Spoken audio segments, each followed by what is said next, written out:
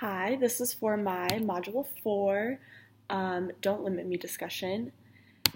So the first question is, how did the principle of least restrictive environment contribute to Megan's educational experiences and future prospects?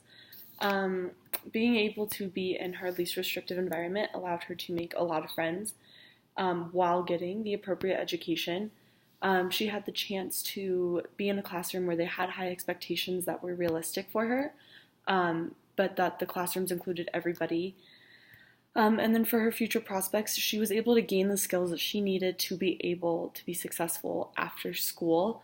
This includes her being a cheerleader while she was in high school, and then being able to work at the Mile High Down Syndrome Association and be able to work at the Bridge program and work towards being a public speaker.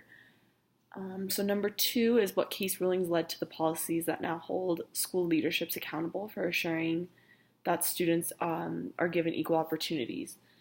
So the main ones I would think are the Ronker case, which really made it so that there was a benefit for both appropriate education and being in an inclusive environment, not just one or the other. It pointed out that sometimes the appropriate education isn't always in the least restrictive environment, and this case kind of brought it to everybody's attention that it needs to be both. They need to be educated appropriately in an inclusive environment. I also thought that the Daniel R.R. case was important, especially when they talked about the mix and match approach, that they mix academics and non-academics to meet the students' abilities. This made schools take into consideration more than just the academic benefit of students.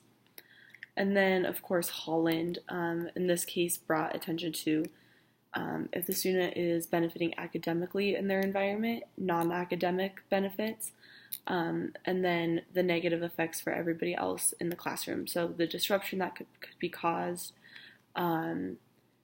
if just the negative benefits of all of it, and then, of course, the cost. This led to more inclusive environments and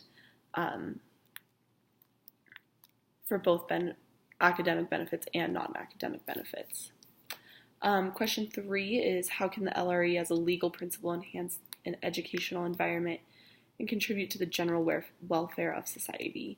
I think that the LRE can enhance the educational environment for everybody because everybody is different and everybody learns different ways, and while having all these different individuals in a classroom, they can learn from each other and they can gain so much insight from each other.